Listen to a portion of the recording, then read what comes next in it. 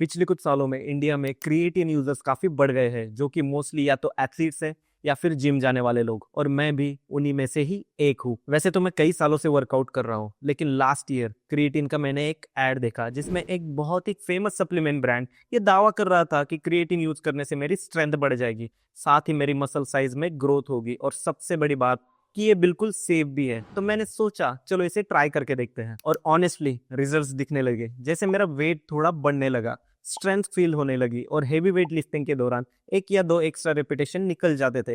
ये रिजल्ट्स देखने के बाद मुझे लगा बढ़िया सप्लीमेंट है यार। लेकिन मैं एक साइंस बैकग्राउंड का स्टूडेंट था, तो ये सवाल मेरे मन में आया कि आखिर क्रिएटिन मेरे बॉडी के अंदर करता क्या है जिससे मेरा मसल साइज बढ़ रहा है और वर्कआउट के दौरान मैं पावर फील कर रहा हूँ। बस यही से मेरी क्यूरियोसिटी स्टार्ट हुई और मैंने इंटरनेट पर इसके बारे में सर्च करना स्टार्ट कर दिया, और कई दिनों तक पढ़ने के बाद मुझे ये पता चला कि ये छोटी सी चीज सिर्फ मसल ग्रोथ के लिए ही नहीं बल्कि हमारे ब्रेन के लिए भी काफी इफेक्टिव हो सकती है। कुछ स्टडीज तो ये तक बता रही है कि क्रिएटिन हमारे ब्रेन फंक्शन जैसे फोकस और मेमोरी को भी इंप्रूव कर सकता है। तो इस वीडियो में हम इसी बारे में बात करेंगे कि क्रिएटिन काम कैसे करता है, मसल ग्रोथ से लेकर ब्रेन फंक्शन तक इसका क्या रोल है, और क्या ये सभी लोगों के लिए सेफ है या नहीं। तो अगर आप भी क्रिएटिन यूज करते हैं या फिर स्टार्ट करने का सोच रहे हैं तो ये वीडियो आपके लिए है, तो इसे एंड तक जरूर देखें। मैं हूं सचिन और स्वागत है आपका मेरे चैनल पर, जहां पर मैं साइंस और हेल्थ से रिलेटेड बातें करता हूं जो आपकी लाइफ में कुछ वैल्यू ऐड कर सकते हैं। तो चलिए शुरू करते हैं आज के इस इंटरेस्टिंग टॉपिक को। क्रिएटिन एक नेचुरल कंपाउंड है, और अगर हम इसकी हिस्ट्री समझना चाहे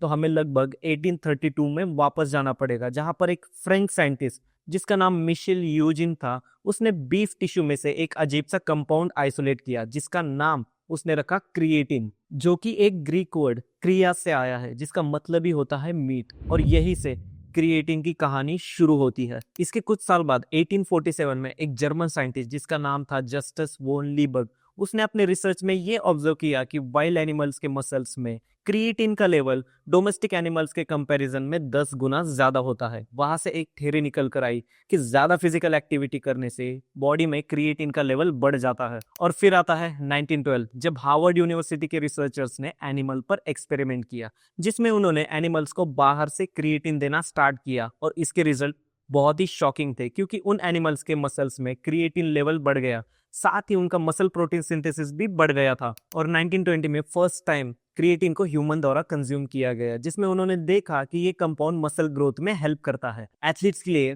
ये एक एनाबॉलिक गिफ्ट जैसा था, लेकिन उस टाइम पर क्रिएटिन का एक्सट्रैक्शन सिर्फ मीट से ही होता था, जो कि बहुत ही महंगी और मुश्किल प्रोसेस थी, जिस वजह से इसका कमर्शियल यूज नहीं हो पाया टिल 1950। तब पहली बार सिंथेटिक क्रिएटिन बनाया गया जो कि सस्ता और इफेक्टिव था, जिसके बाद दुनिया भर के साइंटिस्ट ने उस पर रिसर्च स्टार्ट कर दी, जिसमें उन्होंने पाया कि क्रिएटिन लेने से इंसान की स्ट्रेंथ बढ़ जाती है, वर्कआउट परफॉर्मेंस भी इंप्रूव होती है, साथ ही मसल ग्रोथ में भी नोटिसेबल डिफरेंस दिखाई देता है। लेकिन फिर भी लोगों ने 1992 तक इसके बारे में ज्यादा नहीं सुना था। पर 1992 के ओलंपिक गेम्स में एक ब्रिटिश स्प्रिंटर जिनका नाम था लिनफर्ड क्रिस्टी, उन्होंने अपने गोल्ड मेडल जीतने का क्रेडिट क्रिएटिन को दिया, और बस वहीं से क्रिएटिन ने मार्केट में एक धमाकेदार एंट्री ली। 1993 में क्रिएटिन को कमर्शियली अवेलेबल कर दिया गया, और उसके 3 साल बाद 1996 के ओलंपिक गेम्स में ये माना जाता है कि 80% से ज्यादा एथलीट्स ने क्रिएटिन यूज किया था। और आज के टाइम में भी क्रिएटिन को दुनिया का सबसे रिसर्च, सेफ और इफेक्टिव सप्लीमेंट माना जाता है, और कई सारे प्रोफेशनल एथलीट्स,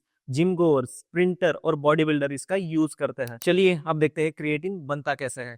हमें क्रिएटिन सिर्फ सप्लीमेंट से ही नहीं मिलता, बल्कि हमारी बॉडी खुद भी क्रिएटिन बनाती है, जो प्रोसेस हमारे लिवर, किडनी और पैंक्रियाज में होता है। ये हमारे बॉडी में 3 अमीनो एसिड जो कि है glycine, L arginine and L methionine से मिलकर बनता है। और अगर लैब में देखा जाए तो सार्कोसिन और साइनामाइड, इन 2 चीजों का यूज करके कंट्रोल एनवायरनमेंट में क्रिएटिन बनाया जाता है। अब हमारी बॉडी डेली 1 ग्राम क्रिएटिन बनाती है, पर हमारी डेली रिक्वायरमेंट है 3 से 5 ग्राम। तो इस बाकी बची रिक्वायरमेंट को पूरी करने के लिए हम सप्लीमेंटेशन या फिर डाइट जैसे फिश, चिकन या फिर मिल्क का सहारा ले सकते हैं। जितना भी क्रिएटिन हम कंज्यूम करते हैं उसमें से 95% क्रिएटिन हमारे स्केलेटल मसल में स्टोर होता है, और बाकी बचा 5% हमारे ब्रेन और किडनी में। पर क्रिएटिन हमारे बॉडी में करता क्या है, चलिए इसको भी एक इंटरेस्टिंग तरीके से समझते हैं। मान लो कि आप जिम में डंबल उठा रहे हो, फर्स्ट रेपिटेशन इजीली मार दिया, सेकंड भी और थर्ड भी, लेकिन जैसे जैसे आप रेपिटेशंस बढ़ा रहे हो वैसे वैसे आपको लगने लगता है कि आपकी एनर्जी ड्रेन हो रही है, आपके हाथ कांपने लगते हैं और मसल फटीग फील करने लगता है। पर एक सवाल यहाँ पर उठता है कि ये एनर्जी आती कहाँ से है, और अगर आती है तो खत्म क्यों हो जाती है? इसका आंसर है एटीपी यानी एडेनोसिन ट्राइफॉस्फेट। यह हमारे बॉडी का प्राइमरी एनर्जी सोर्स है। जब भी हम कोई फिजिकल एक्टिविटी करते हैं, चाहे फिर वो रनिंग हो, वेट लिफ्टिंग हो या फिर नॉर्मल पुशअप्स, उसमें मसल को कॉन्ट्रैक्ट और रिलैक्स करने के लिए एटीपी की जरूरत होती है। लेकिन ये एटीपी हमारे मसल्स में लिमिटेड क्वांटिटी में स्टोर होता है। तो जब भी हम कोई फिजिकल एक्टिविटी शुरू करते हैं, हमारे मसल्स इस एटीपी को ब्रेक करने लगते हैं, जिससे मसल्स को एनर्जी मिलती है। और जब एटीपी ब्रेक होता है, उसमें से एक फॉस्फेट ग्रुप निकल जाता है और वो बन जाता है एडीपी यानी एडेनोसिन डाइफॉस्फेट। अब प्रॉब्लम ये है कि ये एडेनोसिन डाइफॉस्फेट एनर्जी प्रोवाइड नहीं कर पाता, जिस वजह से एनर्जी प्रोडक्शन रुक जाता है और हम फटीग फील करने लगते हैं और कहते हैं भाई बस और नहीं हो पाएगा। और यहीं पर एंट्री होती है क्रिएटिन की, वो भी हीरो की तरह, क्योंकि जब भी हम क्रिएटिन लेते हैं, ये हमारे मसल्स में फॉस्फोक्रिएटिन के फॉर्म में जाकर स्टोर हो जाता है। और जब एटीपी टूटकर एडीपी बनता है, तब ये फॉस्फोक्रिएटिन अपना एक फॉस्फेट ग्रुप इस एडीपी को देता है, जिस वजह से ये वापस से एटीपी में कन्वर्ट हो जाता है। सिंपल भाषा में कहूँ तो क्रिएटिन हमारे अंदर एक बैकअप जनरेटर की तरह काम करता है। जब भी प्राइमरी एटीपी खत्म होने लगता है, तो क्रिएटिन उसकी क्वांटिटी को वापस बढ़ा देता है। इसका रिजल्ट ये है कि वर्कआउट करते समय हम ज्यादा रिपीटेशंस मार पाते हैं, जिससे हमारा आउटपुट बढ़ जाता है, साथ ही हमारी रिकवरी भी इंप्रूव हो जाती है। इसका मतलब ये नहीं है कि क्रिएटिन कोई स्टीरॉयड है या फिर कोई मैजिक सप्लीमेंट। ये तो बस हमारे बॉडी के नेचुरल एनर्जी सिस्टम को थोड़ा सपोर्ट करता है, स्पेशली जब हम हाई इंटेंसिटी फिजिकल एक्टिविटी कर रहे हो तब। इसी रीजन की वजह से साइंटिस्ट ने सोचा कि अगर क्रिएटिन मसल्स के लिए इतना पावरफुल है, तो क्या ये ब्रेन के लिए भी कुछ कर सकता है या नहीं? सोचो ना, हमारा ब्रेन भी एक हाई परफॉर्मेंस मशीन ही तो है, जो हमारे बॉडी वेट का सिर्फ 2% होते हुए भी डेली 20% एनर्जी कंज्यूम कर लेता है। मतलब हमारा ब्रेन एवरी सेकेंड एटीपी पर हेवीली डिपेंडेंट होता है, बिल्कुल वैसे ही जैसे हमारा मसल वर्कआउट के दौरान एटीपी पर डिपेंड होता है। और जब भी हम स्ट्रेसफुल सिचुएशन में होते हैं, या फिर मल्टीटास्किंग कर रहे होते हैं, या फिर डिसीजन मेकिंग या क्रिएटिव काम में लगे होते हैं, तब हमारे ब्रेन की एनर्जी डिमांड और भी बढ़ जाती है। और इसी कंसेप्ट ने रिसर्चर को एक्साइट किया कि अगर क्रिएटिन मसल फटीग को डिले करता है, तो क्या ये मेंटल फटीग को भी डिले कर सकता है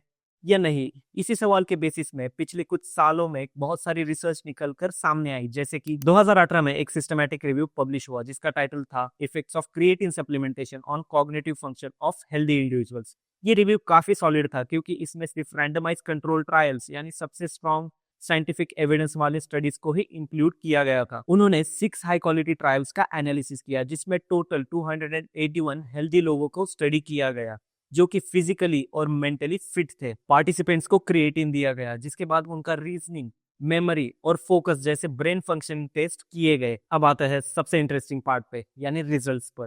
क्रिएटिन लेने वाले लोगों में शॉर्ट टर्म मेमोरी, इंटेलिजेंस और रीजनिंग स्किल्स में नोटिसेबल इंप्रूवमेंट देखा गया। मतलब अगर आपको जल्दी चीजें याद रखनी है या फिर लॉजिकल सोचना है, तो क्रिएटिन आपको कुछ हद तक हेल्प कर सकता है। लेकिन सबसे सरप्राइजिंग बात तो ये थी कि इसका इफेक्ट सभी लोगों में सेम नहीं था। अब जो लोग वेजिटेरियन थे, उनमें क्रिएटिन का इफेक्ट ज्यादा था कंपेयर टू नॉन वेजिटेरियन लोग। इसका रीजन ये हो सकता है कि वेजिटेरियन लोगों को उनकी डाइट में से उतना क्रिएटिन नहीं मिल पाता, जिस वजह से जब उन्होंने सप्लीमेंट लिया तो उनके ब्रेन ने ज्यादा रिस्पॉन्ड किया। तो क्या ब्रेन फंक्शन बढ़ाने के लिए सभी लोगों ने क्रिएटिन लेना चाहिए? तो इसका जवाब है नहीं, क्योंकि इस स्टडी ने ये भी बताया कि यंग और हेल्दी इंडिविजुअल्स में कोई बड़ा कॉग्निटिव बूस्ट नहीं मिला। साथ ही लॉन्ग टर्म मेमोरी जैसे फंक्शंस में कोई क्लियर रिजल्ट्स नहीं देखे गए। इस स्टडी का कंक्लूजन यही था कि क्रिएटिन इफेक्टिव तो है, लेकिन उन लोगों के लिए जिनकी एज ज्यादा है, या फिर वो लोग जो वेजिटेरियन है। और एक मेटा एनालिसिस 2023 में पब्लिश हुआ, जिसका टाइटल था effects of creatine supplementation on memory in healthy individuals, जिसमें उन्होंने देखा कि क्रिएटिन सप्लीमेंटेशन से मेमोरी परफॉर्मेंस तो इंक्रीज होती है, लेकिन ये उन्हीं लोगों में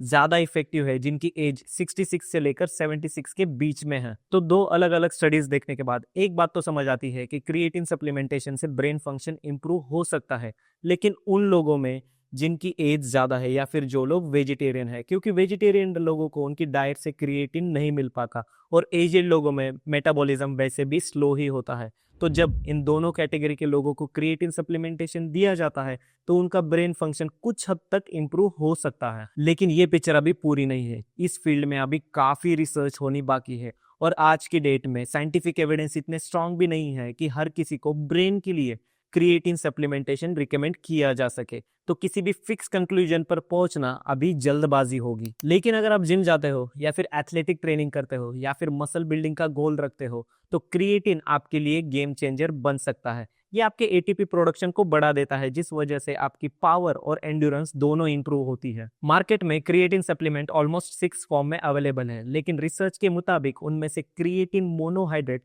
सबसे ज्यादा इफेक्टिव और सेफ है। इसकी डेली रिकमेंडेड क्वांटिटी है 3 to 5 ग्राम और इसको आप दिन भर में कभी भी ले सकते हो, लेकिन वर्कआउट के बाद लेने के रिजल्ट्स अच्छे देखे गए हैं। क्रिएटिन को मसल में सैचुरेट होने के लिए थोड़ा टाइम लगता है, तो आप ऐसा मत सोचिए कि आज क्रिएटिन ले लूंगा और कल मेरी स्ट्रेंथ बढ़ जाएगी। तो मैं आपको बता दूं, ऐसा कुछ भी नहीं होने वाला। आपको इसे कंसिस्टेंटली लेते रहना होगा, तभी जाकर ये आपके मसल में सैचुरेट होगा और आपको इसके रिजल्ट्स मिलेंगे। किन लोगों ने इसे अवॉइड करना चाहिए? अब वो लोग जो किडनी रिलेटेड प्रॉब्लम फेस कर रहे हैं, उन्होंने अपने डॉक्टर से कंसल्ट करके ही क्रिएटिन सप्लीमेंटेशन स्टार्ट करना चाहिए। तो बस आज के लिए इतना ही। अगर ये वीडियो आपको इन्फॉर्मेटिव लगा हो तो इसे लाइक और शेयर जरूर करो। मिलते हैं नेक्स्ट वीडियो में। बाय।